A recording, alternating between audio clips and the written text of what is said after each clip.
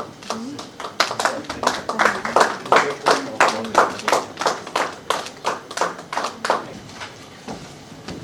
very good morning to you all. The esteemed Director of the Sikkim Judicial Academy, the esteemed members of the Sikkim Judiciary and other dignitaries present here. I express my deep gratitude for inviting me over here as a resource person. This is my second visit to Sikkim. First time I came 10 years back as a lawyer trying to get a bail, and we actually got the bail on behalf of my client. That was in Namchi court, and I enjoyed the first visit and I'm enjoying the second visit as well. At the outset, I would like to make it very clear that I do not wish to make this a lecture session. You know the provisions of the CPC much better than me. What we'd like to do here is have an interactive session regarding the problems you face as judges, the problems we face as lawyers, because I have found that the real cat and mouse game in the litigation starts only after the decree is passed. One can have the decree passed within a reasonable time based on the documents or the evidence is given, but when the question comes for implementation, then the ingenuity comes into play. And so many provisions are there, and one application after another gets filed, and there is a provision that all those applications have to be decided by the executive court itself, and so the ultimate implementation gets very, very delayed. I'll give you one glaring example. Just some days back, I had submitted the notes of argument before the district court in Calcutta. My client got the decree in a suit for specific performance way back in 2006. This is 2023. Even though he has got the property, he cannot do anything about it because there is an order by the executing court. He has got two flats side by side, not to demolish the wall in between and connect the two flats. So in effect, that's lying under lock-in. That gentleman is now 90 years old. From 2006 to 2023, the execution proceedings are pending, and with great ingenuity, the properties are getting transferred by each successive buyer to the other, and applications are being filed for being impleted. Transfer pending till likely he has to be heard, his rights have to be decided, and the game goes on. I'll give you another additional information. This gentleman, I will not name him, is the father of a sitting judge of the High Court. So you imagine if this is his predicament, how do the common man fare? How do they suffer? So these litigations have become like family heirlooms, which you hand down from generations to generations, and we find the grandson fighting for the litigation filed by his grandfather. Doesn't get over in one's lifetime. So these two judgments have been given by the learned director. One is AIR 96 Supreme Court 780 and 2021 6 SJA 418. I have got some other judgments. I have given it to the learned director. I am sure he has given it to you. If not, I'll make out a list. If you keep these judgments, I'm sure you have applied these judgments multiple times while dealing with cases in execution. But if this be kept as a ready reckoner, then you will find that perhaps these multiple applications thwarting the process of effective implementation of a decree, they can be nipped in the bud. Any party who has transferred a property during the pendency of a less, and the new transferee cannot, in violation of an injunction order, the transfer is void. The Supreme Court has said the transfer is void, don't recognize that transfer. Don't implead the new transferee as a party. Even otherwise, a transferee who buys a property has no right. It is subservient to the result of the decree. The decree holder cannot be denied of the fruits of his litigation by these devious modes of thwarting the decree. The Supreme Court has laid down in past decisions time and again, nip it in the bud, do not add them as a party. They do not have a right to be added as a party without the leave of the court. And such leave has to be given very cautiously. Because the more parties are added, the more litigations go on. And if the parties are to be examined in court, then it goes prolonged even further. So now Supreme Court has laid down in these guidelines that examination in the execution application should be done rarely. So if we apply these judgments sternly, then perhaps this prolonged execution proceedings can be shortened and effective implementation can be done. These transfers take place in cases of eviction of tenants. When an eviction case has been filed, they contest the case and in the meantime they transfer those tenancies to somebody else. And even if a decree is passed, then you find the nature and character has been changed, he has transferred it to somebody else, the list goes on. And same with regarding properties. Make an agreement for sale, he takes the money, doesn't deliver, sells it to somebody else, again to somebody else. The same property we find in some cases have been sold to multiple persons. Once a decree is passed, it's challenged in the superior court, appellate court, transfer takes place. It is challenged to the Supreme Court, again some transfers take place. These are added parties. And when execution is done, then we'll find after some time some more transfers have taken place. And each time the successive purchaser comes up with a plea that, look, I am a bona fide purchaser, I have had no knowledge. I have paid good money for it, so why should I be penalized? What are my rights? He has no rights for the decree holder. His only right is against the person who has sold that property to him, because he has committed a fraud. That's only a suit for damages.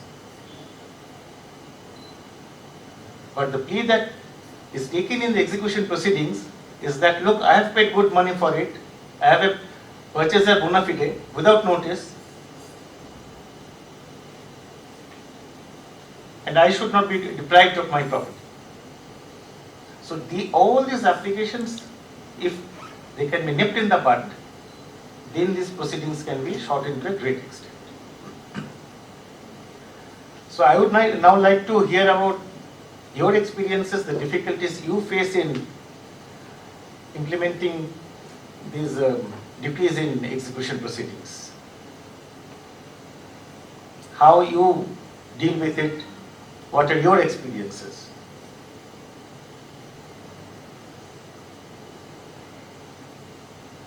Sir?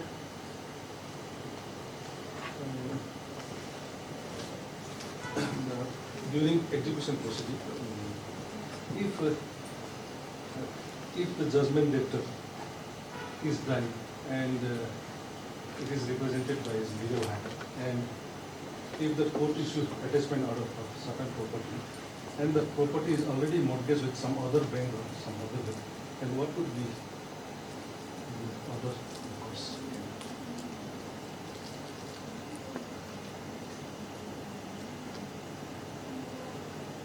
property is mortgaged to some other bank, then that bank becomes a secured creditor, and obviously his claims will take a precedence over the claims of the unsecured decree holder. So if anything is left after selling of that property, But by which is rarely the case. Looking at the documents, that property is also registered with decree holder. In both cases, it is registered. then the prior registration, the prior mortgage, it has to be distributed in pari passu after selling of the property, if anything remains.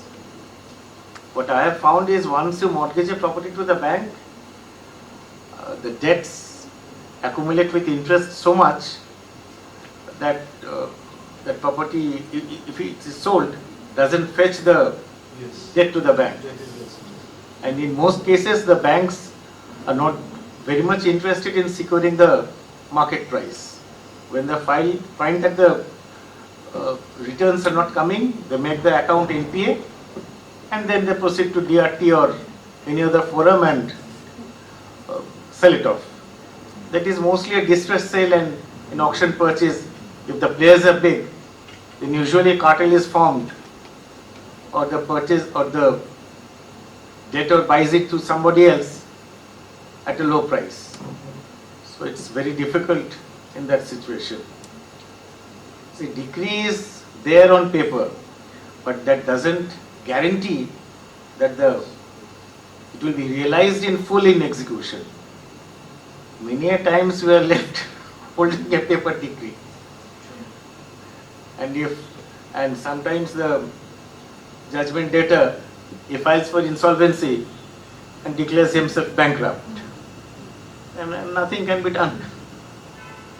Nothing can be done.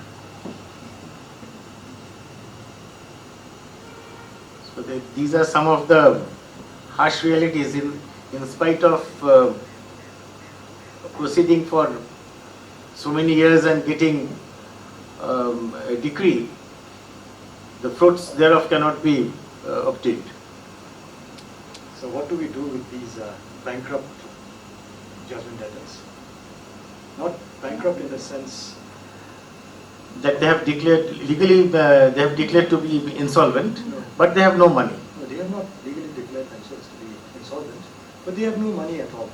A small-time person who does not have any means of income, or maybe a small business, no income, and it's not in a means to, it doesn't have a means to pay the.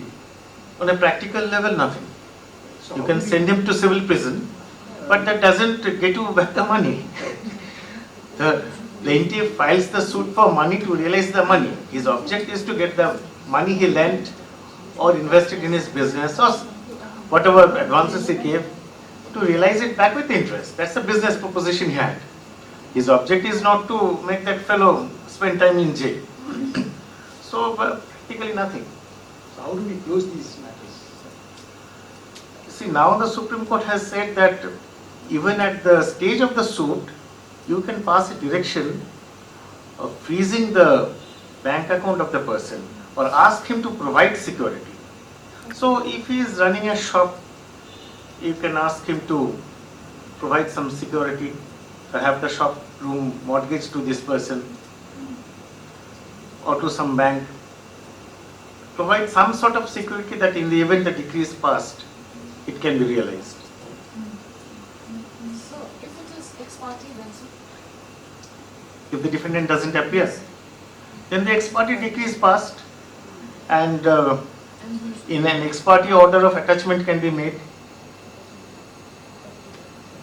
If you know the bank details of the person, the defendant, you can attach the bank account, because movables you can attach during the pendency of the suit.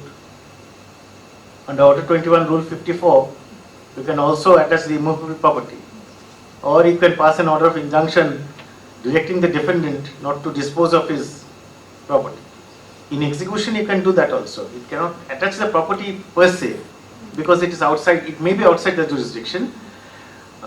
In that event, you can pass an order of injunction on the defendant not to alienate, and then issue a precept and transfer the decree to that other court and properly attach the property. Sometimes we have in cases like foreign importers who open letters of credit in favor of Indian exporters. This happens a lot of times in states which have dealings with foreign traders. My experience was mostly with Bangladesh, where they have private banks. They have Pubali Bank, Shonali Bank, Rupali Bank, and there is also a City Bank. That's not the American City Bank, but the CITY. American Bank is the CITI. And in case you miss the spelling and take it to be the American City Bank, you had it. So what they do is, they open letters of credit in favor of Indian exporters. Perhaps you know that from Bengal, a lot of exports take place to Bangladesh. Cotton yarns, silk, basmati rice, non-basmati grade rice, a lot of exports take place. And all these are imported by Bangladeshi importers. Letters of credit are opened in favor of Indian exporter by the private Bangladesh banks. And after the goods are delivered and they cross the border, they are taken and kept in the warehouses in Bangladesh. We find that that the importer has taken delivery of the goods by issuing an indemnity bond on a ₹50 stamp paper. And then the bank comes up with ingenious ways of avoiding the letter of credit. One bank, I remember, denied payment on a letter of credit because it says that you have to give the radioactivity certificate in duplicate. When food grains are exported, you have to get them certified that they are free from any kind of radiation. So my client, in like any other person with common reading of the term, sent photocopies. They said, no, photocopies will not do. In duplicate means you get this certified, originally stamped and signed by the director of the certifying authority, containing the original signature, that is duplicate. Now you tell me, whoever has heard of such an explanation? Ultimately it was decreed against the bank and payment was realized.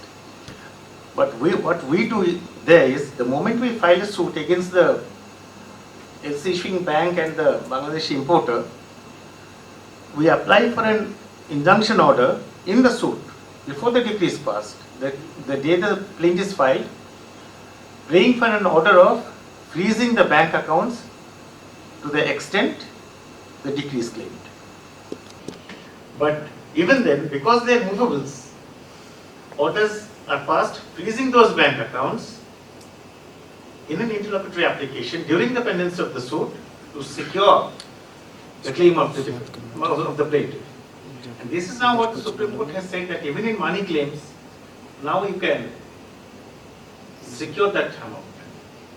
But for that you need to know where the defendant has the account.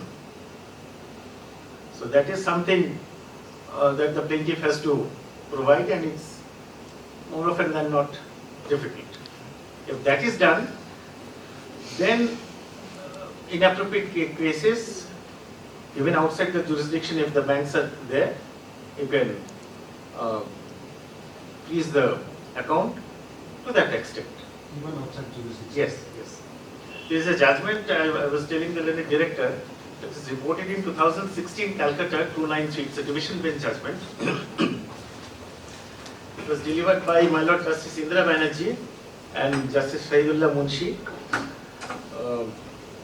Justice Indira Banerjee later went on to become a Supreme Court judge. She has retired only some days back. She was from the Calcutta bar. She has explained this very beautifully, that in particular cases, particularly money, if there were other movables like, let's say, artifacts in a home or other kinds of physical assets, then you can only pass an injunction on the person not to alien it. But because money is a movable which you can transfer readily from this jurisdiction to that jurisdiction, it can be frozen easily. She has explained it beautifully by saying that previously the banks or this transfer of money used to be done by going to the bank, depositing a check. But nowadays with progress in technology, by sitting here, any one of us, by operating any app of the bank, like State Bank of India has its own app, Punjab National Bank has its own app, PNB One. Every bank has their own app. ICICI Bank has iMobile. So by clicking on that mobile phone, you can immediately transfer whatever money you have in one account from another account to another account. So suppose the defendant knows that you have money in this account. When the suit is filed, immediately you can transfer that money even without venturing outside jurisdiction. So these are movables in the true sense. Sitting here, you can transfer your money anywhere you like. So that is very dangerous and that needs to be protected. That can be done by court, even if the money is in a bank, parked in a bank account outside its territorial jurisdiction. This can be done during the pendency of the suit and is usually done in the pendency of the suit so that it is not defeated when ultimately the execution takes place. In execution, it becomes a lot easier. You cannot appoint a receiver to go to that particular jurisdiction and withdraw the money and come here. That's not necessary, but once it's frozen, it's secured. Once the decree is passed, then the decree can be transmitted to that court that direct this money to be paid to that account. But at least the thing is secured. The decree doesn't become a paper decree. And this is especially true in cases of foreign defendants who do not have an immovable property within jurisdiction. Very rarely you will find that foreign defendants have invested and acquired immovable property. Most of them operate in rented flats, rented offices. So what will you do in seizing and rented office? So you can freeze the bank accounts outside jurisdiction of a foreign defendant, and this kind of injunctions are known as Marava injunction, or in the nature of an Anton pillar injunction. The rigors of passing a Marava injunction or an Anton pillar injunction is slightly less than that of Order 38 Rule 5, but slightly more than Order 39 Rules 1 and 2. It is enough if you can show that the foreign defendant has no assets, immovable properties, particularly within jurisdiction, and if the assets are transferred, movables are transferred from whatever jurisdiction they are to somewhere else, the decree holder will be left with only a paper decree. Because for a decree holder to get an Indian decree, which he will get perhaps in due course, but to get that decree and go to a foreign land and enforce that decree, that will become a real pain. So what you do is, to pass this kind of Marava injunction and freeze the bank accounts. And this is exactly what the Honorable Supreme Court has said in this 2021 judgment. That even in money claims, you secure the amount that is due. And in particularly, as I said at the beginning, in cases of transfers of property pendent illiquid,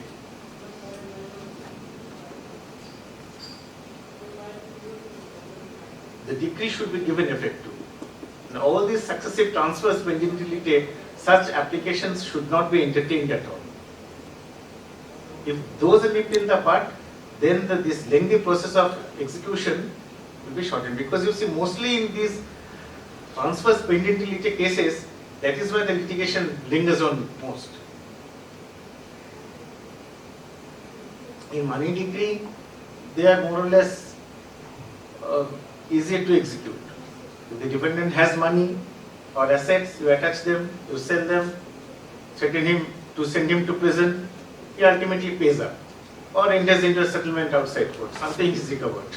But where immovable property is concerned, then it goes on and on and on.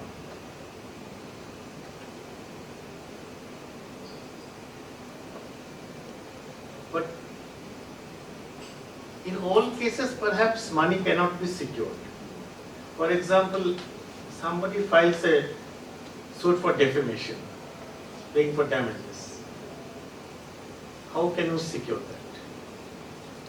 Somebody's, whether he has been defamed at all, whether, and if defamed, what would be the quantification of the damages? Whether he has suffered any damages in real life, that could be quantified to that extent. As you know, in our country, the courts are very reluctant to award damages or even costs in litigation. Now, the Arbitration Act has been amended and a separate section has been inserted, Section 31A, to ensure that costs are actually paid to the claimant. But otherwise, what is your experience as judges where you have awarded costs to the plaintiff? And even if you have, but a very recalcitrant defendant, very manipulative, very recalcitrant, what is the highest amount of costs you have given?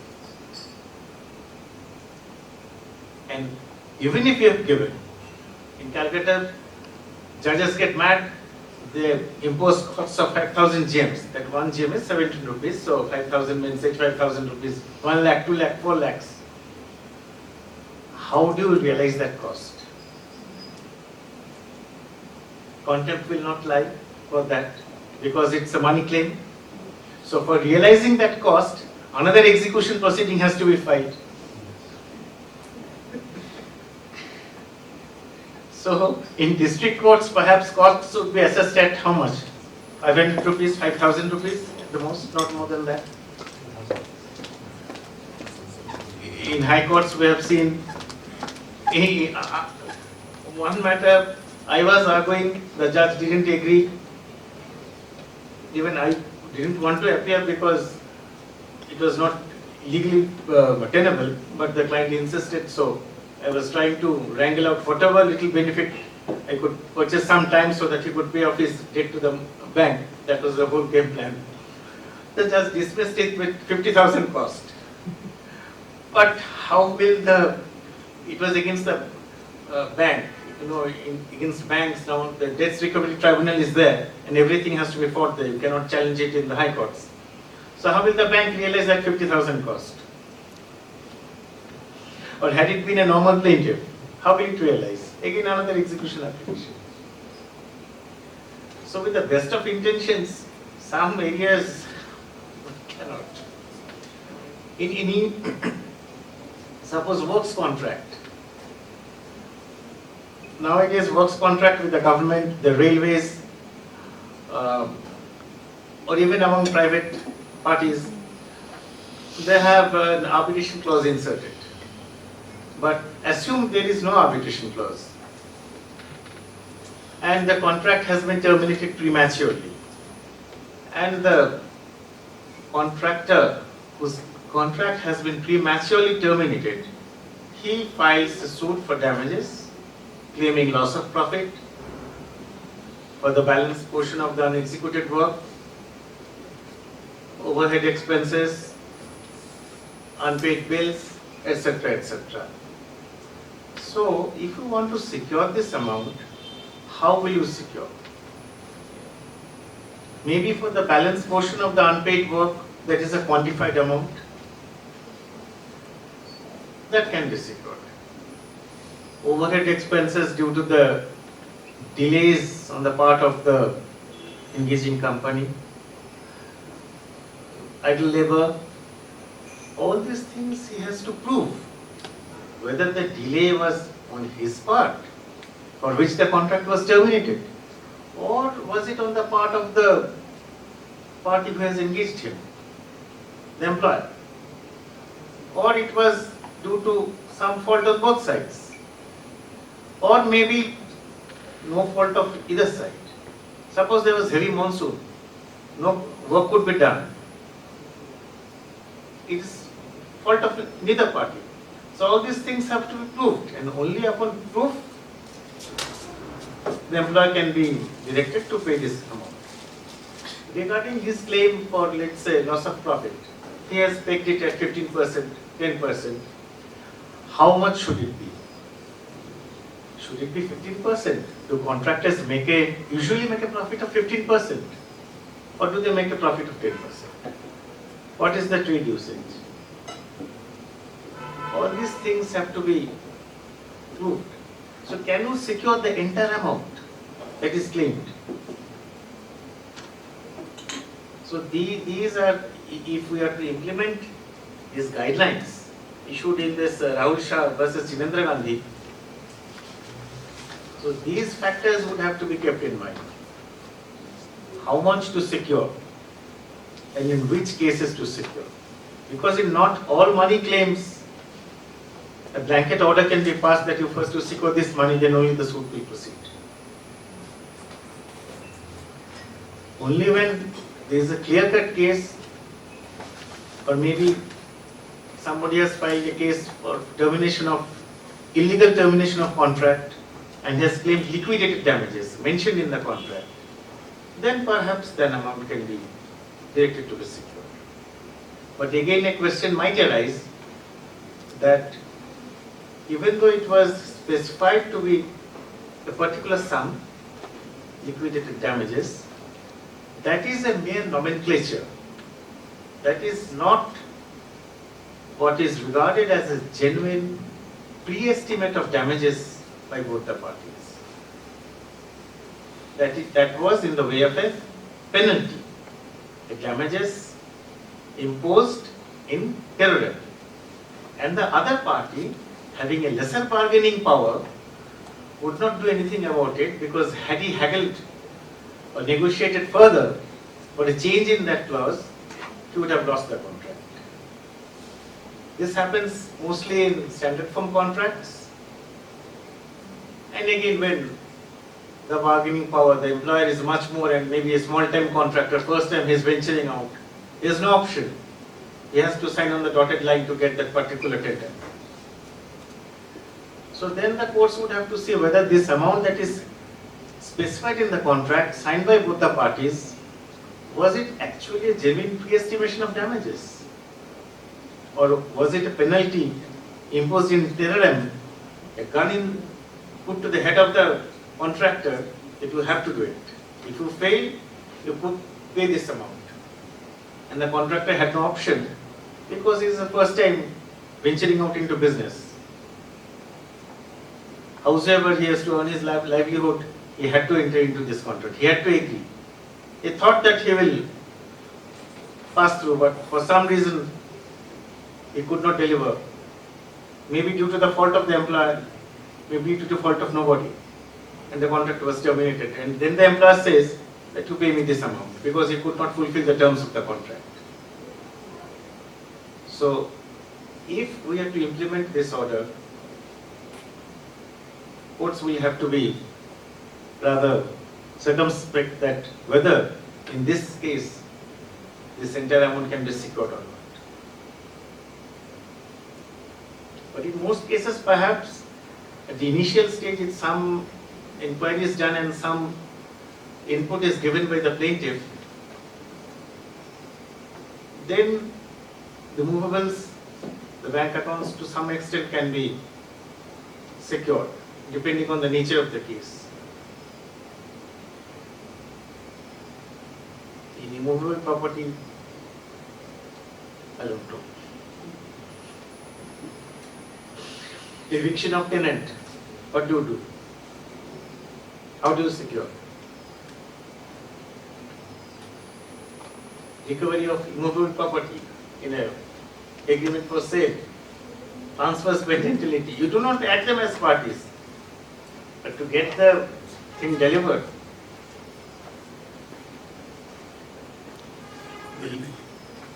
The safest way is to cut out all interveners. Decree has been passed, nothing. But then the sections are there. Or everything has to be adjudicated by the executing court. And one order nipping it in the bud goes up in appeal. Appeal provisions are there not only during the stage of passing the decree, but even thereafter.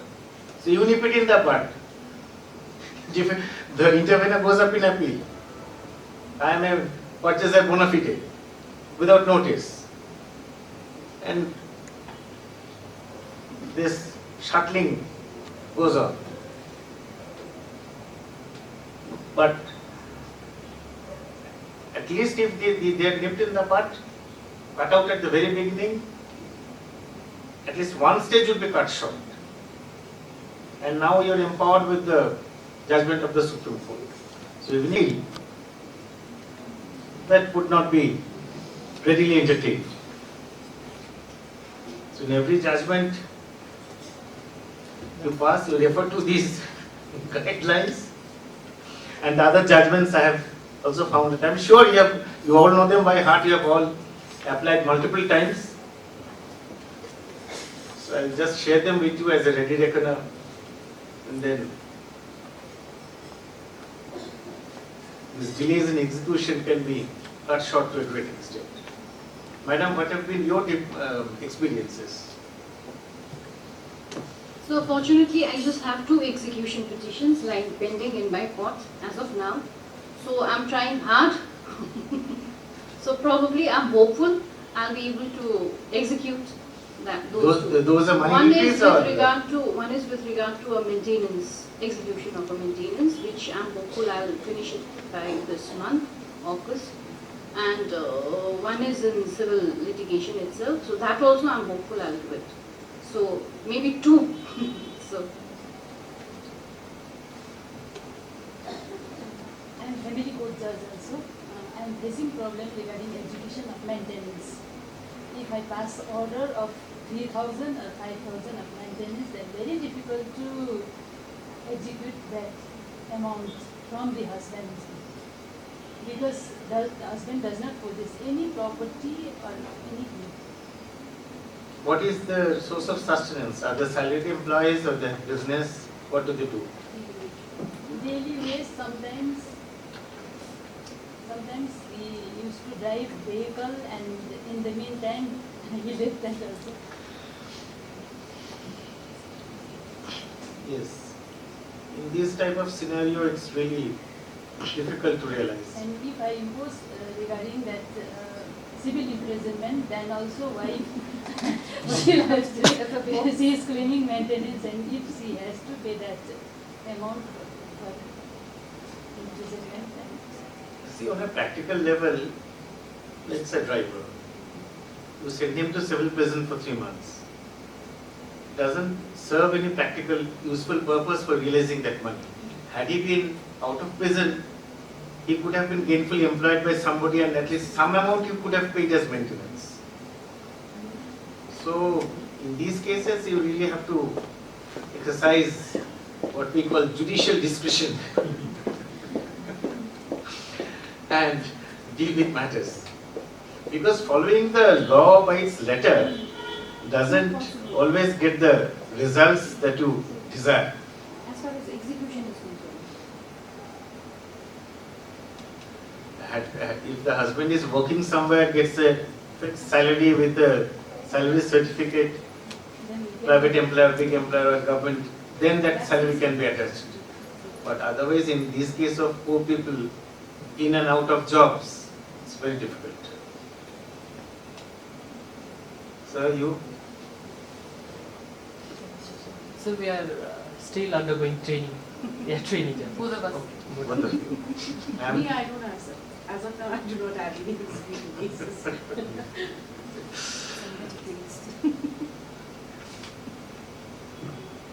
I've recently joined, sir, so I have no cases pending in the court till date for execution. That's why you look so happy. So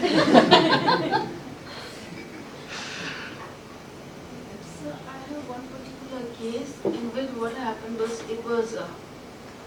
the matter was settled in Lok Adalat, High Court Lok Adalat, and the contract was drawn, and it is basically with regards to construction. It is between a private individual only with regards to property, particular land in which the contract was given for construction of road. So then after that what had happened, there was some problem and all, so the matter was settled, and as per the terms of contract, the case was settled.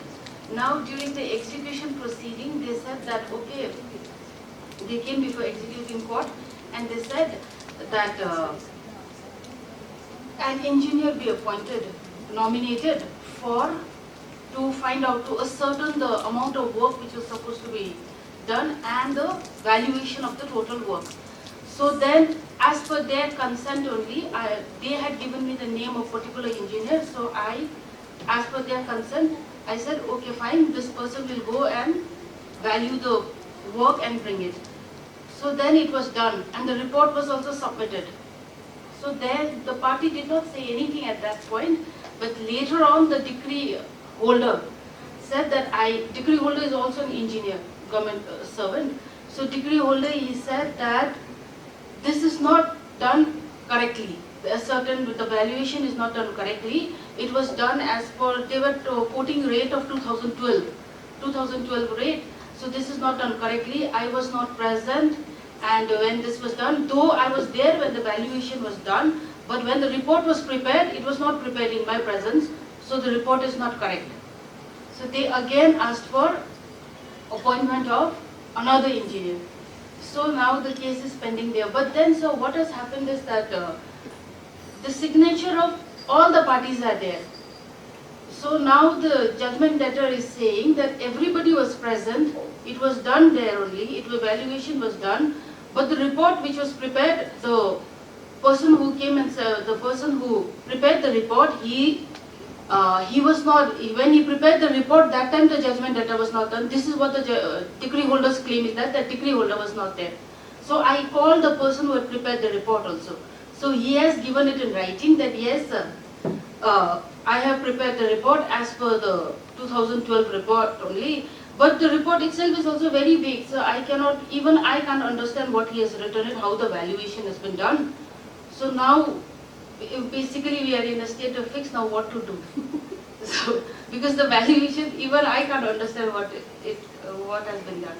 But it was done in presence of both the parties. So perhaps you may think of appointing a chartered engineer and a valuer. So another person, No, a simpliciter an engineer will not do. He has to be both a chartered engineer and a valuer, so that he can reconcile the valuation as on date with the index that is available to him. Because any engineer would be perhaps able to demarcate the land or whatever that needs to be done, but the valuation is the main thing. If the information that is available to him is of 2012, the price index, he needs to corroborate it with the price index of today, depending on many factors which only a valuer would be knowing. So you find out any valuer, you have any impaneled valuer in your court, and or you can seek the assistance of a valuer from some other court. Because in Calcutta, even in high courts, in every district courts, we have a panel. Chartered accountants, engineers, chartered engineers, valuers. Because in these kind of cases, merely appointing an engineer will not do. The expertise of a valuer is required. In partition suits, somebody a house gets partitioned. The valuation of the ground floor will not be the same as the valuation of the fourth floor. And particularly with a house having no lift. So for these things, valuation has to be made. An engineer would not be able to properly value the property. Maybe he would be able to say whether the house could be partitioned horizontally, that is floor-wise, or if the parties wanted some floors on each of the, some rooms on each of the floors. But how to value? A road-facing site would fetch higher value than the portion at the back side. And the ground floor would be much more desirable for everybody than the fourth floor. So these have to be done by a valuer. So if you do not have any valuer in your particular district, you may, I do not know how these are appointed by the committee or by the Honorable Chief Justice. You can make a request that the assistance of a valuer be given, or some valuers be impaneled in your particular district. A list of valuers should be prepared. So you. So in a matter of money decree, they come in execution, the judgment debtor dies, the legal heir steps in. There is a particular property of the judgment debtor, and the property is acquired by, let's say, NHIDCL, the National Highway Commission.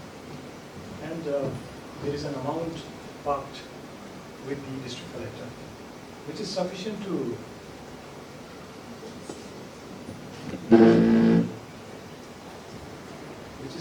for the decree to be executed. Now, the court passes an order that from that particular amount parked, the amount which is to be paid to the judgment debtor should be deducted and then paid to him. Now, there is an intervener who comes in between. An intervener says that the property was purchased by him. Now, an intervener is not a local person, but a company from outside the state. The director of the company comes and says that we purchased the property and now we are running it. Because it so happened that this judgment debtor, the original judgment debtor, had taken loan from a bank also.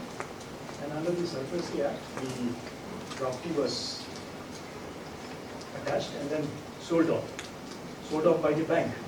In auction. In auction, but purchased by somebody from outside the state. Now that person has not registered the sale deed or got that property transferred in his name because it is not possible. A local person's property cannot be registered in the name of or transferred in the name of a non-local because of the local laws which are applicable here in the state of Sikkim. Now, under such circumstances, so how should the intervener's application be dealt?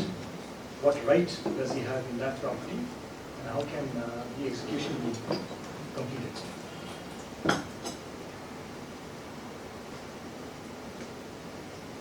The intervener must have purchased the property in auction on as is where is basis.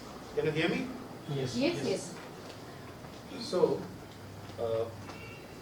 when you buy a property in auction on as is where is basis, the purchaser is expected to make a thorough investigation of the title, the location of the property, the condition of the property, and then only buy, because in these auction notices, the particular day is specified for inspection of the property, and only thereafter, having inspected the property, the purchaser puts in the balance consideration money. Now, you must have inspected the title deeds. He must have apprised himself of the local laws, or is expected to have apprised himself by taking legal advice. So, if the local laws operate and he cannot, the property cannot be transferred to a non-local, then obviously he has made a bad investment.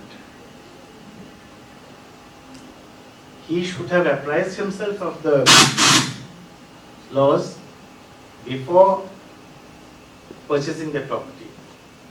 And as the saying goes, ignorance of law is no excuse. And particularly when the property was sold on as is very basis,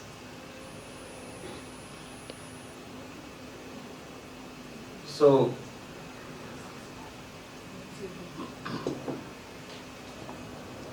he may perhaps have a right to approach the surfacing, the appropriate forum under the Surfacing Act and pray for a refund of his earnest money, if that is at all possible, saying that this cannot be transferred in his name under the local laws. And the tender notice, perhaps, these are the possible defenses he can take, that it should have specified, though they are not bound to specify. He is supposed to apprise himself whether he can buy it or not, being an outsider.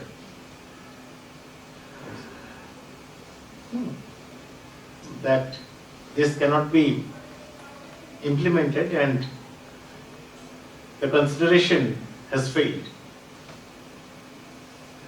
The consideration that he has paid for this purchase has failed because it cannot be legally transferred in his name. The law stands in the way. He can make an application there on this ground, saying that he was a bona fide purchaser, he put in the money, but there was a lapse.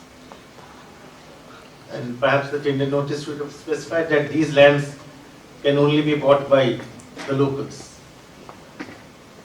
Because he was not in Sikkim itself, it was outside the state by another bank. And I think so far as the execution case is concerned, which is pending, I don't think it should, the intervener's application should affect the progress of the execution case. No. And so far as the execution case is here, If the intervener makes any application that is subject to the right being transferred to him, as of date, no title has passed to him. First, he has to sort it out, and then only he can have some right. Now his rights have not concretized, if you may say so. Unless he has a right title and interest in that property vested in him, he cannot be heard here. His remedy lies in the proper forum under the Surfacing Act, where he had purchased the property.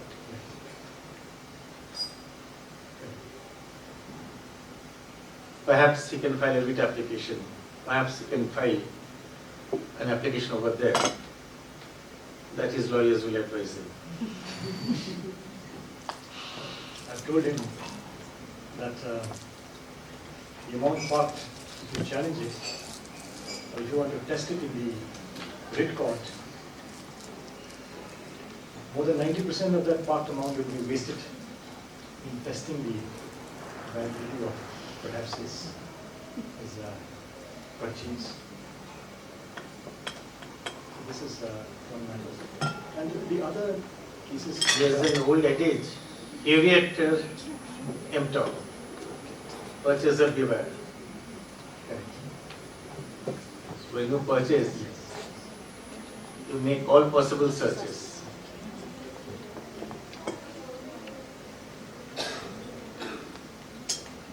Ma'am? So I have just one execution matter before me, sir. This was in fact transferred from the district court, West District, because the property is in Mangan District, my district, sir. The problem which I'm facing, sir, the property which I intend to attach it lies in the protected area, Zongu. So, sir, even if I attach it and I go through that entire process of selling it, sir, it's going to be a very tedious process because not anyone and everyone can purchase that property. And then, initially, the case was a money suit, sir. So initially, the principal amount was very less. Now, because over the years, Interest. Yes, sir, the judgment debtor failed. Now it's like come up to like around 20 plus lakhs. So to secure that, sir, I have to now go through the entire process.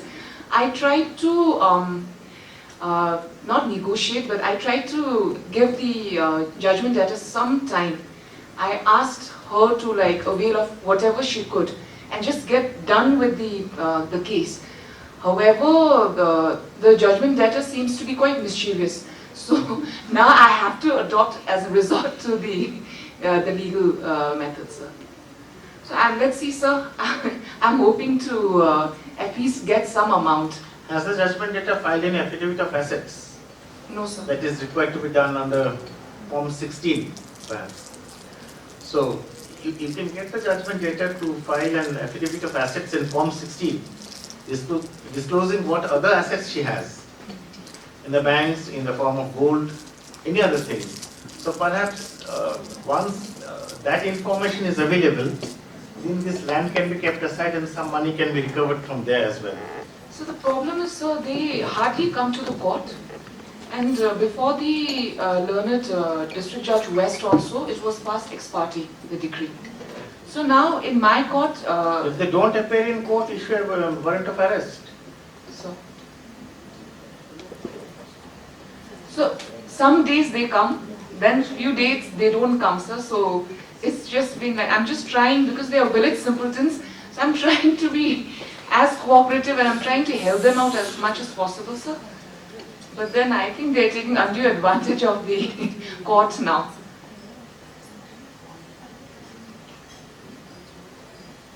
So now you have to be a little bit stern. Now it's time to be slightly stern. Yes, sir.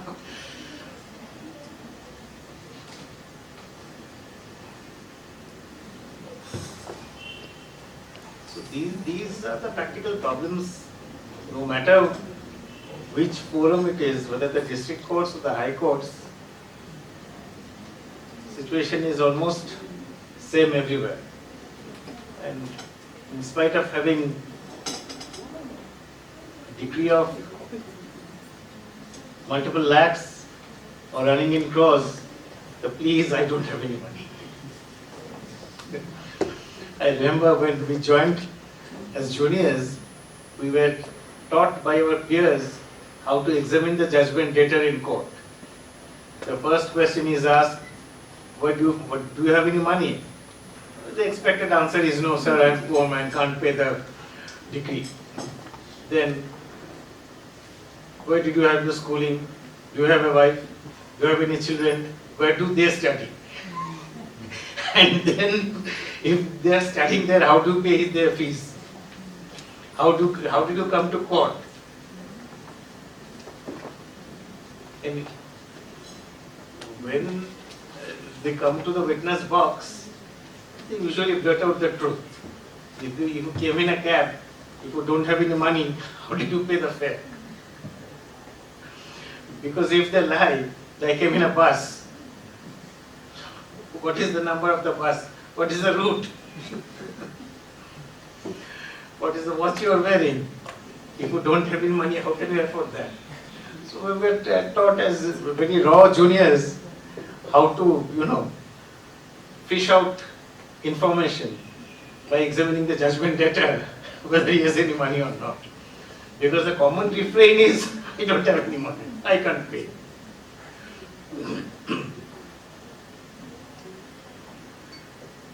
So, execution is the most difficult part.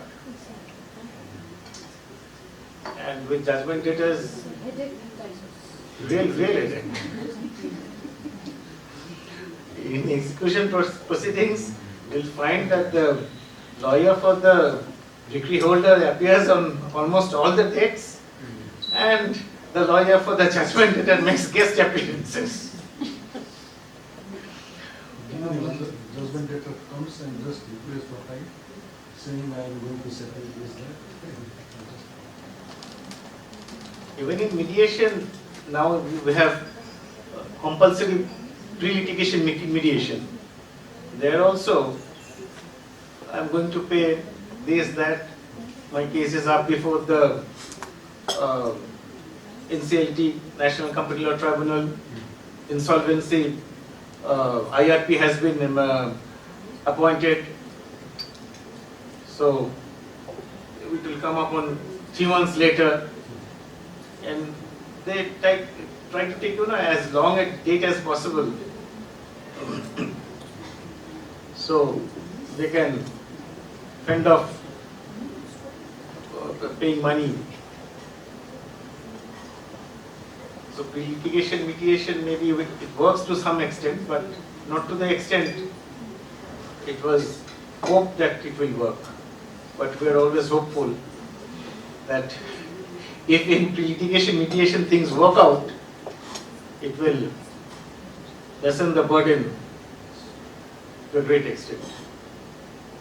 And even now, when the judges see that this is a huge amount, they try to coax the lawyers that you act as mediators and see whether anything can be done. What I have found in my experience is that business litigations usually, if properly mediated, they come to a settlement. Because if you make them understand that your claim is this much, it will cost you so much to get the decree and so many years. Maybe you will get it with accumulation of interest, but then to execute it and realize it will take you another 10 years. And in this intervening 20 years where your business will be. And if you settle and get this amount in hand, it's better for you. Businessmen usually try to make whatever they can out of a bad situation. Instead of getting a huge amount at the end of 20 or 25 years, in which the business may not survive, or he may not survive. Even if he gets half of that amount right now, he can put it to good use and recover that money. So your tea is getting cold. Oh, sorry. Interacting with you is so interesting, I forgot about the tea. PC. The sections and the orders, order 21, sections 51 to 74. I am not reading them out, it's totally unnecessary.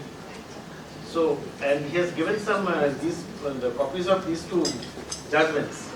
He has taken it from Manupatra, but I had a talk with Justice, the Honorable Chief Justice yesterday. Manupatra is not accepted in High Court. I was informed in Calcutta also Manupatra is not accepted. The proper citation is either AIR, All India Reporter, or Supreme Court cases, or any other established law journals. So I have given the equivalent citations. These are in citations are in AIR and SCC, but the printouts have been given of Manupatra. In the compilation that has been given by the learned director, the printouts are of Manupatra. There are certain other judgments which I would like to share with you while going through these two judgments. I think we can cut the session short because this session 1 is reserved for principles with regard to execution of decree and order and relevant provisions. There's no point in reading them out. You all know them by heart. So I think the focus instead should be on these two judgments and how to what the dialectic tactics in execution. I'll take you all to these two judgments that have been referred here today. One is reported in AIR 96, Supreme Court 780. B. Gangadhar versus B.G. Rajalingam. The first judgment, that's there in under section 2.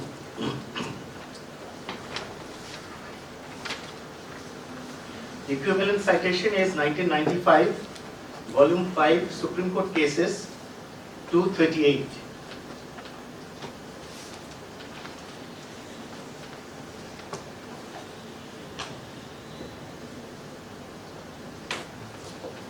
In this case, an eviction decree was passed against the tenants, but while it was sought to be executed by getting the property vacated from the possession of the tenant, it was found that the tenant had constructed shops therein and inducted some of the persons over there, and the bailiff came back empty-handed.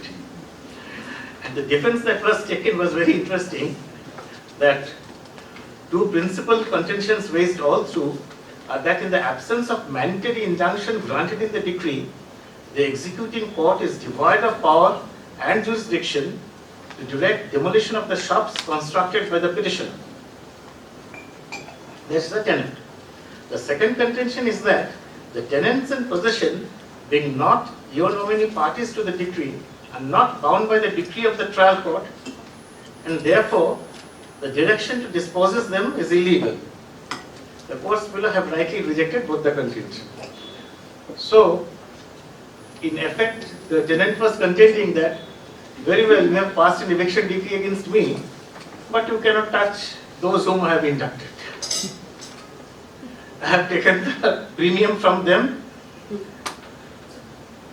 whatever rent till date I have got them from them, and giving you, presenting you with these new inductees as my parting gift, and you decide what to do.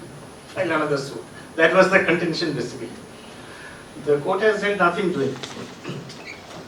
Firstly, you have inducted the tenants, so if you go, the tenants go as well. And if there is a direction for eviction of the tenants, then the courts have all the jurisdiction to authorize the bailiff to demolish those shops and deliver vacant possession, which was the language in the decree. So the absence of a mandatory injunction doesn't really matter. In fact, you will see there is a provision in the CPC Order 7, Rule 7.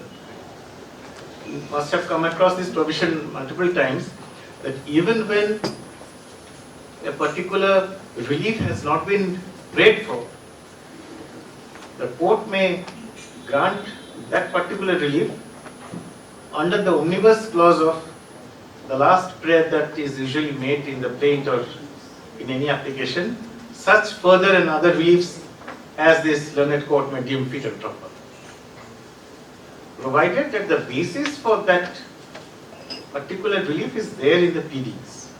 You cannot seek a completely new relief for which no pleading is there. It is in the case of an ancillary relief which follows from the pleadings in the plaint or is there in the plaint, but is not specifically there in the prayers. When the suit for eviction is sought, normally one does not pray for a mandatory injunction on the defendant not to alienate, an injunction on the defendant not to nature and character. Usually these prayers are not there because what I am praying for is the main thing, that is the vacant possession. If I get the vacant possession, everything is to be taken as an automatic corollary. So whomsoever the plaintiff, the defendant has inducted, automatically goes. Because my cause of action is against the defendant, and I get the property from him. Whomsoever has been inducted by the defendant is not the lookout of the plaintiff. Whether their legal subtenants, other persons, not to be looked into at all.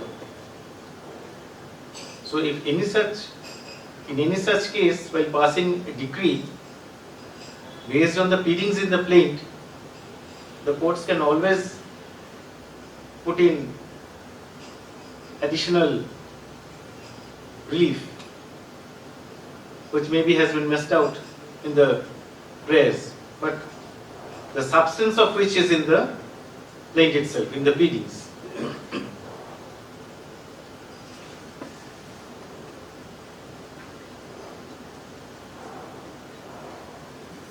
In paragraph 8 of this judgment, I am reading from the bottom. The relief of mandatory injunction, therefore, is consequential to or necessary for effectuation of the decree for possession. It is not necessary to file a separate suit when the construction was made pending suit without permission of the court. Otherwise, the decree becomes inexecutable, driving the plaintiff again for another round of litigation, which the court expressly prohibits such multiplicity of proceedings. That is there in paragraph 8. Have you found it? So this executing court has a lot of powers. The decree is passed based on the prayers in the plaint, but the executing court has a whole lot of more powers to put that machinery of execution in action so that the decree can be satisfied. Not everything needs to be spelled out in the decree. In the suit for eviction or in any suit for getting possession of an immovable property out of a specific performance contract, such injunctions maybe are passed at the initial stage not to alienate, but even then in violation of such injunction, properties are alienated. So what do you do? In every application, the plaintiff brings to the notice of the court, you implead that party, and it goes on. But once the decree is passed, again further alienations are made. What do you do? In execution, you cannot add them as parties and go on a fresh rehearing of the suit. In fact, in the subsequent judgment reported in 2021, the Supreme Court has expressly made it clear that do not go in for trial on evidence in execution.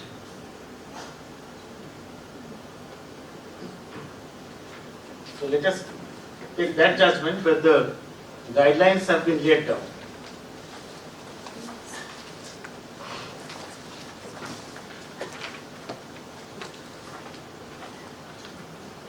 In cases of, the Supreme Court has said that where there is difficulty in ascertaining the actual boundary of a property, the extent of the suit property, or whether it is actually so in the possession of the defendant.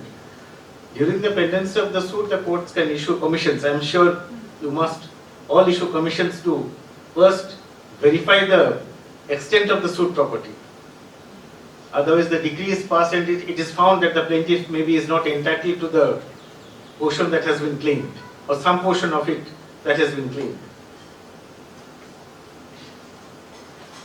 So, kindly come to paragraph 42. There the guidelines have been framed, and I would be inviting you to put in your inputs on how to implement or the difficulties you may have in implementation. What I gather is that no rules have been framed as yet by this High Court. So, It is pending in the rules committee. it is pending in before the Rules Committee. So till then as per this judgment, these are to be enforced. So all courts dealing with suits and execution proceedings shall mandatorily follow the below mentioned directions.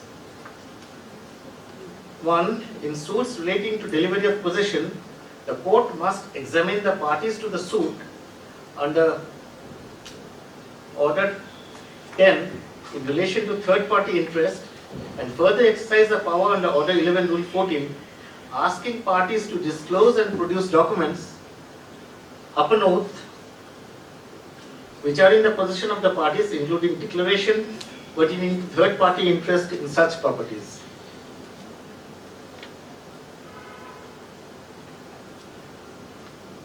So if this is done, and information is received at the outset, then the process of securing, which the court says that you secure the amount of debt, then that can be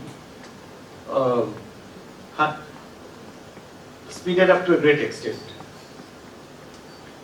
In that event, if that money is secured, then you are not left with a paper decree when the decree is finally passed. In appropriate cases, where the possession is not in dispute, and not a question of fact, for adjudication before the court may appoint commissioner to assess the accurate description and status of the property. This, I believe, is usually being done in most cases. After examination of parties under Order 10, or production of documents under Order 11, or receipt of commission report, the court must add all necessary or proper parties to the suit so as to avoid multiplicity of proceedings, and also make such joinder of cause of action in the same suit.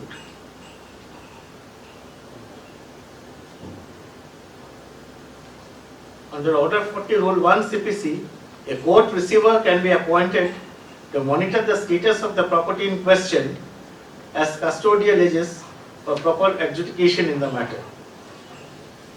Now, suppose there is a businessman who runs his shop in a business from maybe from a shop room owned by himself, or maybe he has rented that shop room,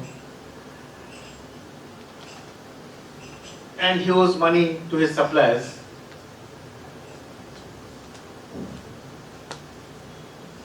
So the court may do two things. One is to appoint a receiver as per this guideline over his property, his shop room, if he owns it, so that he cannot sell it off to somebody and vanish. But can the receiver be appointed over his business? A running business, you cannot appoint a receiver. So maybe a receiver cannot be appointed over his business, but if he has any bank account where he parks the proceeds of his business, that account can be monitored by the receiver.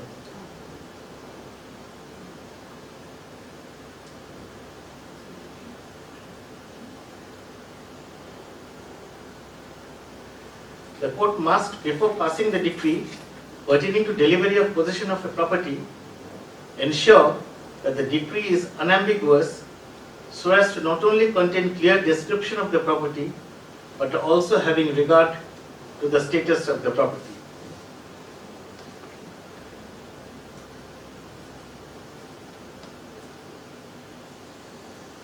In a money suit, the court must invariably resort to Order 21 Rule 11, ensuring immediate execution of decree for payment of money on oral application.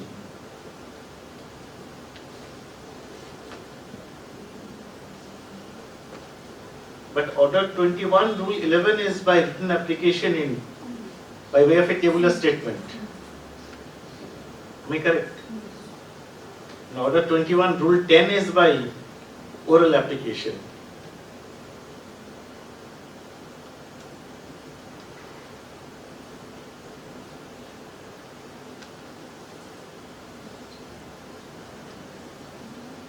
Under Order 21 Rule 11, a tabular statement is filed. And in column 10, the modes in which the assistance of the court is sought, that is there by attaching the bank account or examination of the judgment debtor. Basically, the reliefs sought is there in column 10 of this tabular statement.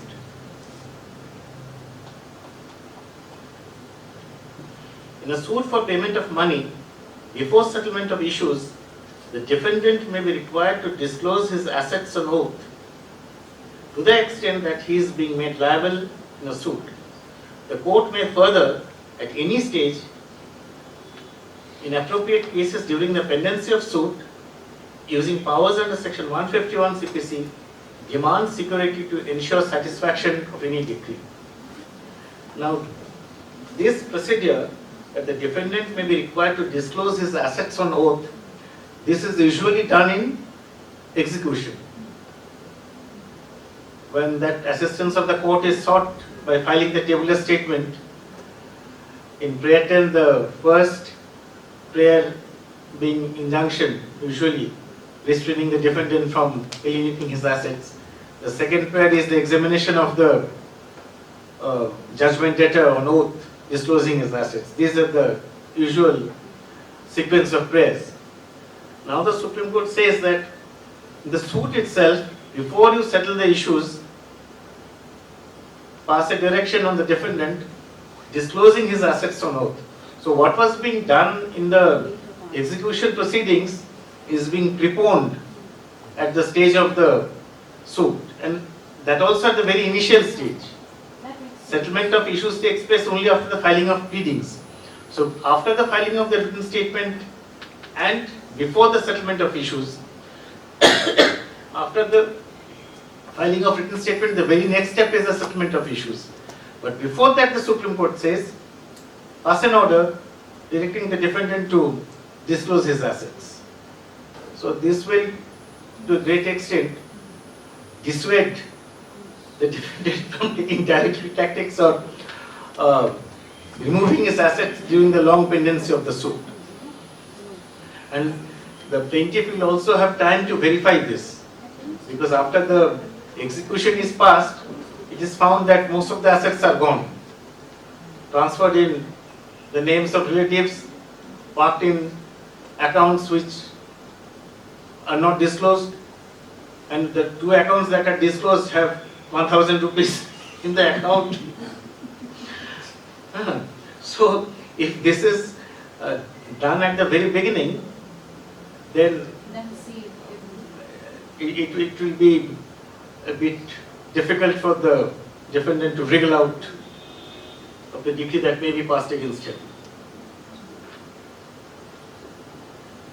The court exercising jurisdiction under section 47 or under 21 CPC must not issue notice on an application of third party claiming rights in a mechanical manner. This is what I was referring to. Further, the court should refrain from entertaining any such applications that has already been considered by the court while adjudicating the suit, or which raises any such issue which otherwise could have been raised and determined during adjudication of suit if due diligence was exercised by the applicant. Here at this juncture, I would like to share with you some judgments of the Supreme Court which I have found, and I am sure which you must have used.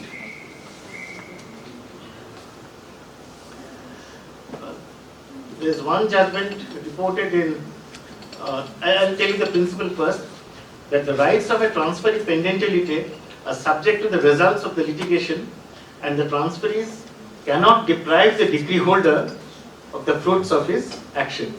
This principle is stated in two Supreme Court judgments reported in 2013, Volume 5, Supreme Court Cases, page 397, paragraphs 49 and 50, and 2014, Volume 15, Supreme Court Cases, 394, paragraphs 10 and 11.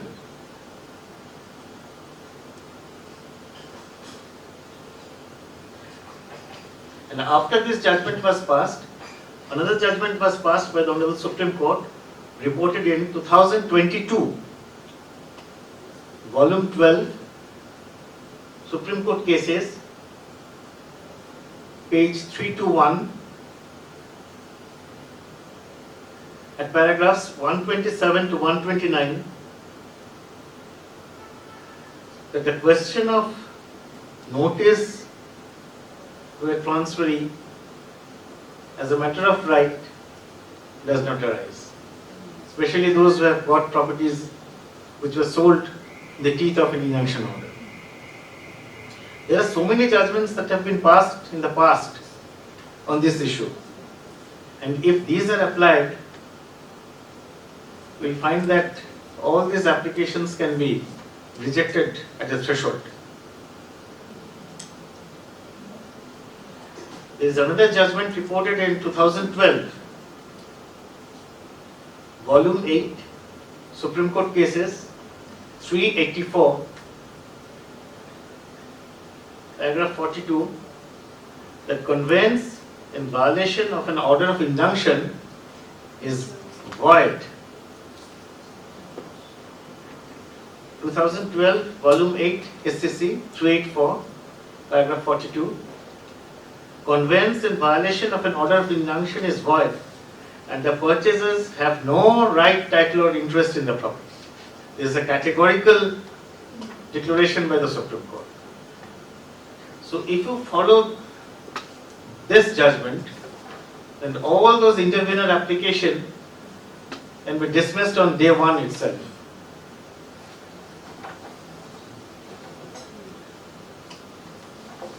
This was again reiterated in an earlier judgment, 1995, Volume 6, Supreme Court Cases, page 50,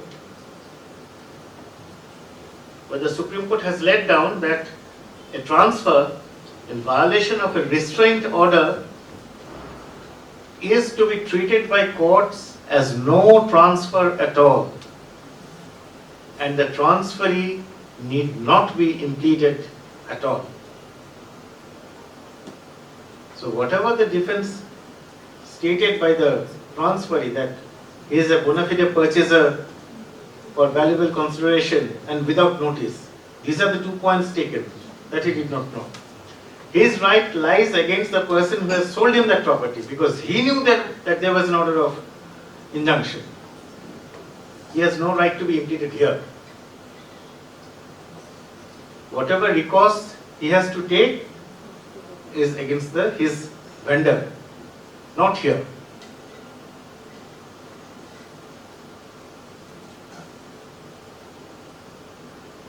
And there is one other judgment, 2006, Volume 13, Supreme Court Cases, 608, where it has been laid down that the transferee of a property cannot seek impediment as a matter of right to be added as a party in the suit without the leave of the court. And this leave, if you follow the other judgments, should be given really.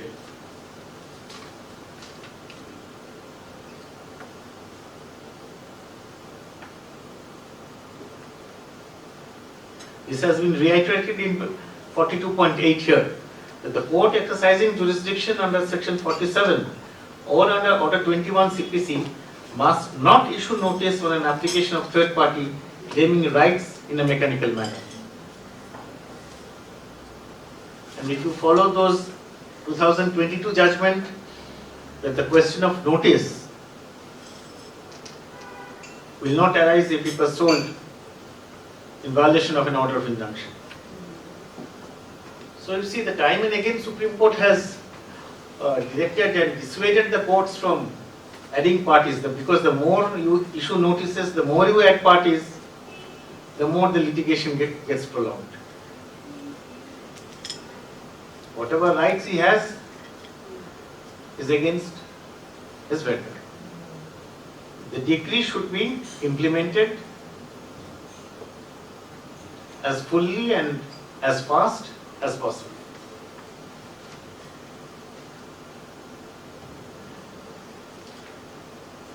And then the question of evidence, 42.9, the court should allow taking of evidence during the execution proceedings only in exceptional and rare cases where the question of fact could not be decided by resorting to any other expeditious method like appointment of commissioner or calling for electronic materials including photographs or video with affidavits. Because again, even if no third parties are added, if evidence is taken, the decree holder and the judgment debtor, again it becomes like a suit.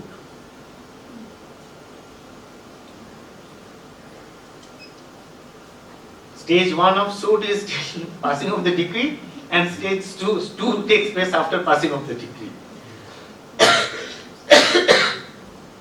That was not clearly the intention of the legislature while framing these provisions in CPC.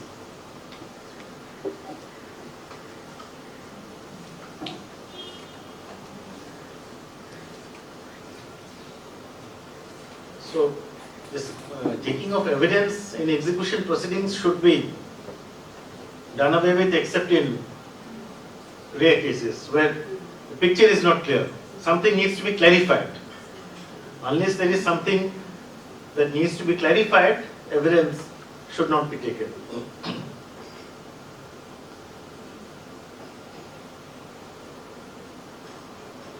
And 42.10, the court must in appropriate cases where it finds the objection or resistance or claim to be frivolous or malafide, resort to sub-rule 2 of Rule 98 of Order 21, as well as grant compensatory costs in accordance with Section 35A.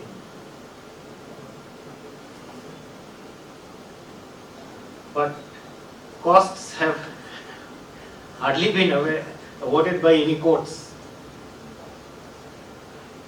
Those are pittance. The plaintiff knows he will not get it, the defendant knows it will be a pittance.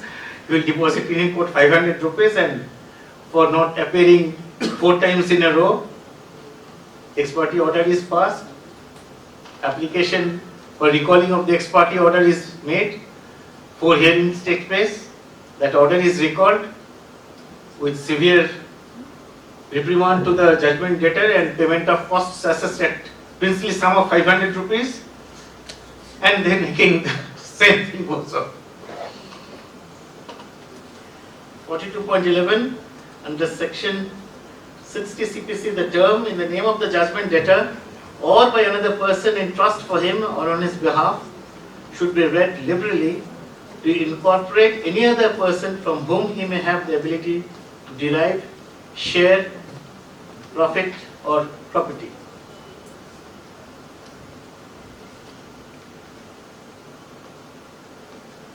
This is in cases applicable to where the judgment debtor's money is in the hands of the third party, what is termed in accountancy as bills, receivables, the money he would have received from other parties. So, if that information is available, a direction can be passed not to pay that money to the judgment debtor, but to pay that money directly to the duty holder. And the last one, the executing court must dispose of the execution proceedings within 6 months from the date of filing, which may be extended only by recording reasons in writing for such delay.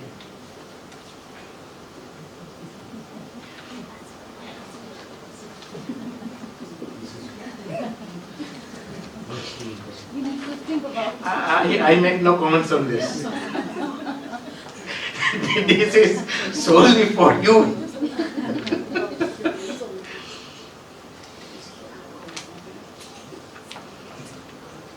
So time you extend by recording reasons. Yes. But you also see that an honest endeavor is made to dispose of the execution within 6 months. The main problem is that the Judgment debtors play hide and seek. And they are so smart. The real ingenuity comes into play after the decree is passed. Decree is passed on the basis of documents and evidence taken. The ingeniousness comes into play only in execution.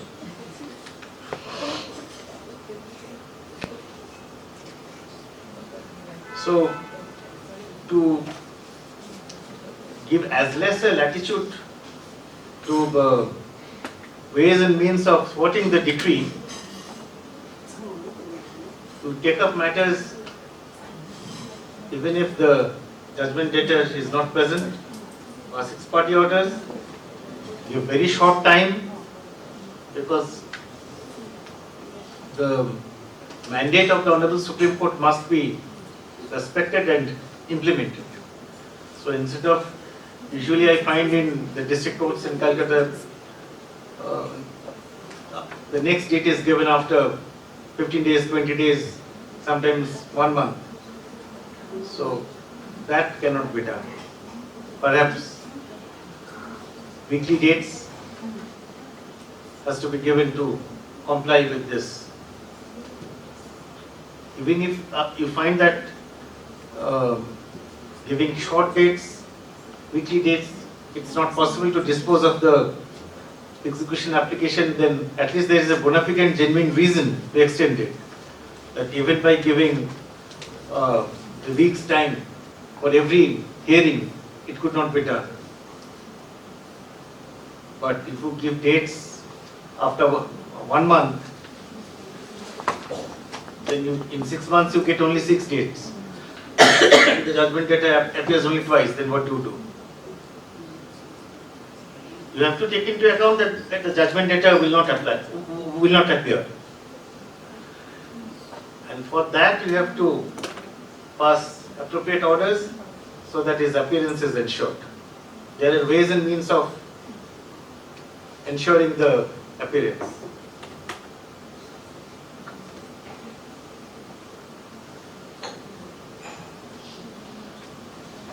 In execution, the courts are more empowered than in pendency of suits to ensure the appearance of the judgment debtor.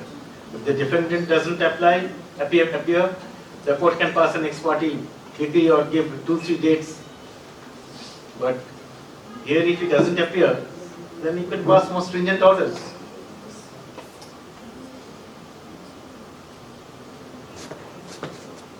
You can pass orders for his arrest that will ensure his appearance. The moment you issue orders for arrest, you will find the judgment debtor readily appearing. Even for legal arrest also we can.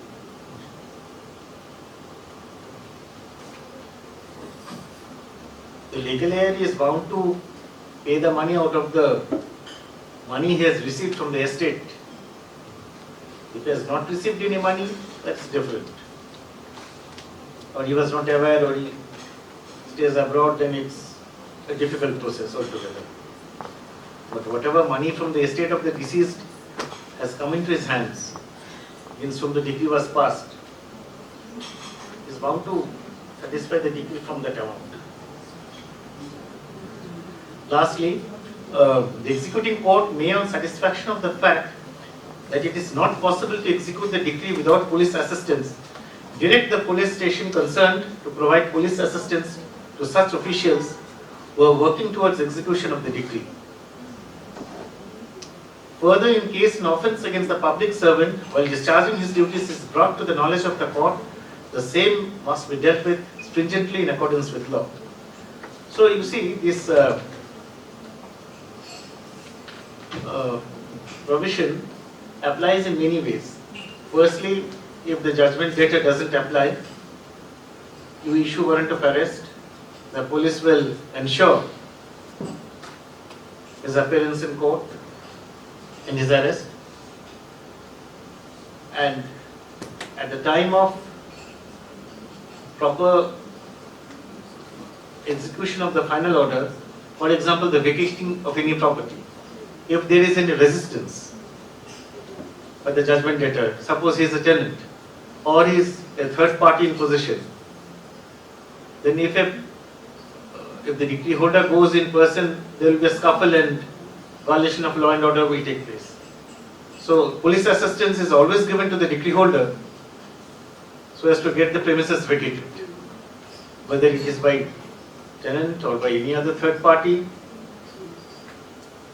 The bailiff is always given the assistance of the local police station within whose jurisdiction the property is situated, so as to get the persons in possession of the property physically vacated, their belongings removed.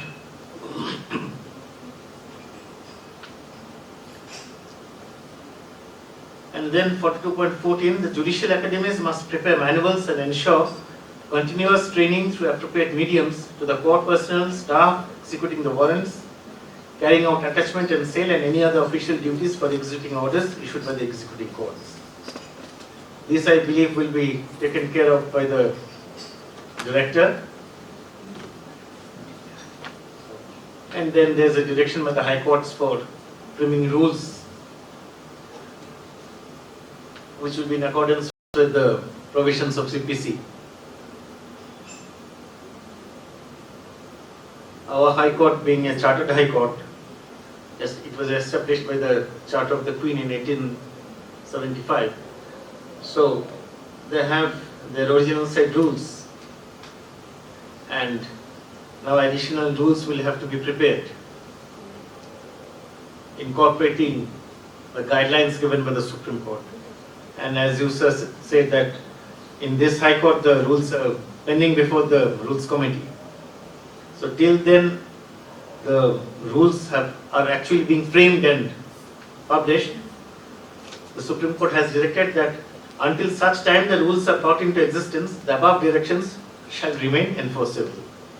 So as on date, all these guidelines under paragraph 42 are to be taken as the governing rules and are to be implemented by you.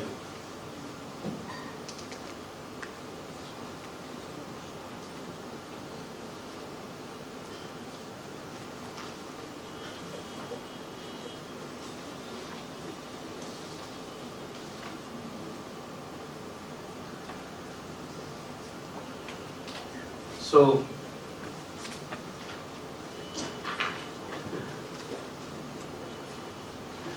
there is another judgment, kindly note it down, 2007 volume 4 SCC 795, where the Supreme Court states that pending a suit, the court may have jurisdiction to order attachment of property even outside its jurisdiction, that is during pendency of the suit. Repeat the citation, please. 2007 volume 4 Supreme Court cases 795. Its equivalent citation is AIR 2007 Supreme Court 1717.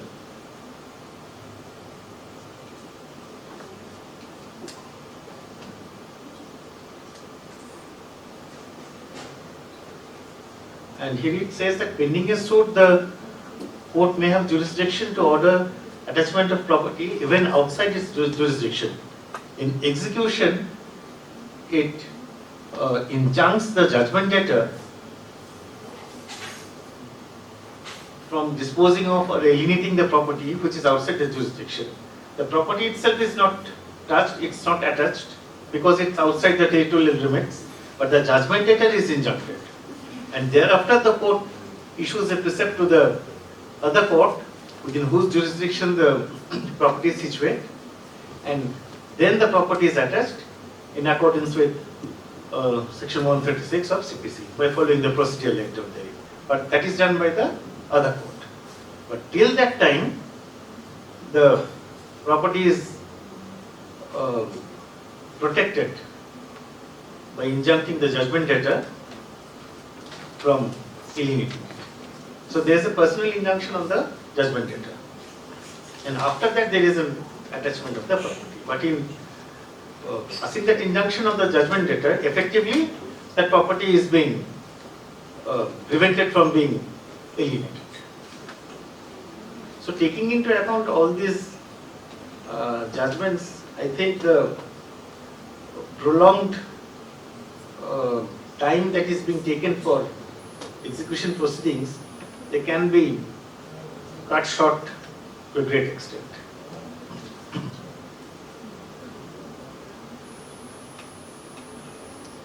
Any difficulties you may have in implementing these orders, they can again be discussed and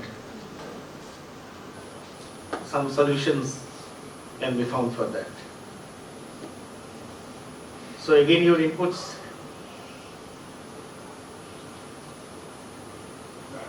Because this is basically directed at the courts.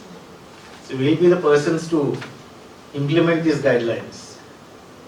So your views are important. We as lawyers, we know what is needed to be done. Somebody appearing on behalf of the third parties, purchaser pendente lite, they will go on filing applications. It is you who have to implement and cut short the proceedings.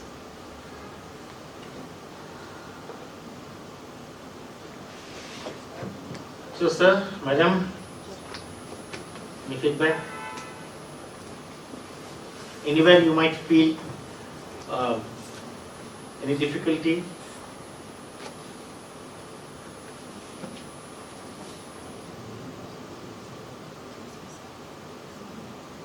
Perhaps the time limit, we have to ensure that very short time is given, because 6 months, if you have to complete, then it's really the sword hanging over your head. If this portion is kept in mind and 32.7. yes, 42.12 I think. 42.7 you are having problem? Suit for payment of If money? we start doing that. In mind it's 42.12. You are looking at the Hon'ble printout. SSC. Yes. That- If we start, the court may further at any stage in appropriate cases during the pendency of the suit, using powers under section 151 CPC, demand security to ensure satisfaction of any claim.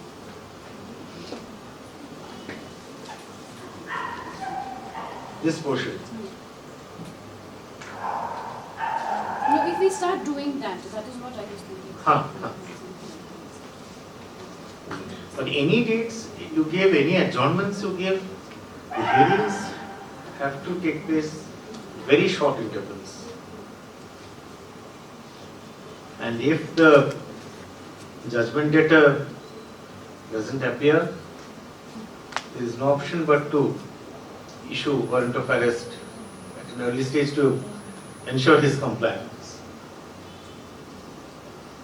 Because now that the time frame has been given, you cannot afford to relax and give them time to appear on successive dates. So if these guidelines are implemented, then the execution proceedings will finish in a very short period of time. And that is what is required, because our country has a bad name for long pendency of cases. And that, I think, happens throughout the length and breadth of the country. And justice delayed is justice denied. If somebody recovers his money after 20 years of litigation, it loses its worth. So, from the filing of the suit till decree, that has to be speeded up, and from the decree till the final implementation, that has to be done within 6 months, and it is a very heavy duty cast on all the judicial officers.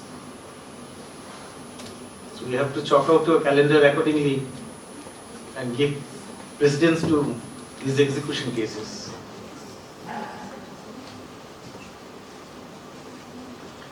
So anything else, ladies and gentlemen? With the leave of the director, can we call it a day? If there is no query from the side of our officer, then we can wind up, sir. I'm sure, or I sincerely hope I have not bored you all this while.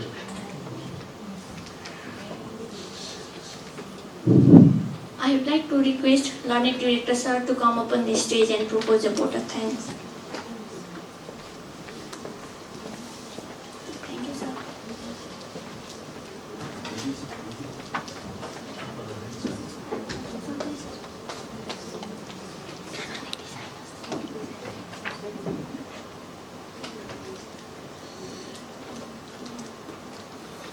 Now we have come to the end of today's session.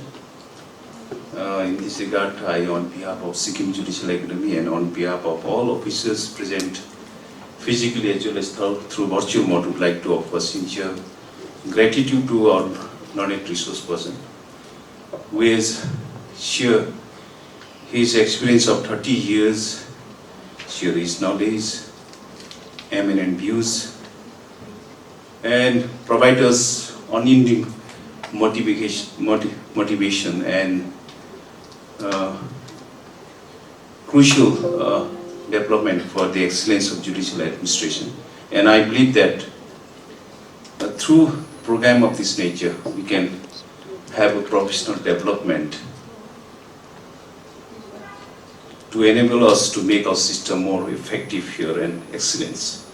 I once again would like to offer my sincere thanks to him for sharing his precious and valuable time and coming all the way from Calcutta, keeping aside of all his personal and professional matters and given preference to our request and invitation. I equally would like to offer sincere thanks to all officers first for being here, devoting their precious time, again keeping aside adjourning matters on the board, coming here and this making this program a very vibrant and successful through their interactive these feedbacks. Thank you to all. And lastly, I must thanks to all staff members. They are working behind the screen and catering services, photographers, standing around the clock right from 10 to till this time, and making substantially this program a very great success. With these words now, with the permission of learned resource person, I would like to declare the end of today's session. With the request caveat to all officers to kindly join us for photo session in the ground floor of this academic block. Then kindly proceed to banquet hall to have a lunch in presence of our learned resource person. Thank you. Thank you. It was great interacting with you. Thank you once again. Thank you.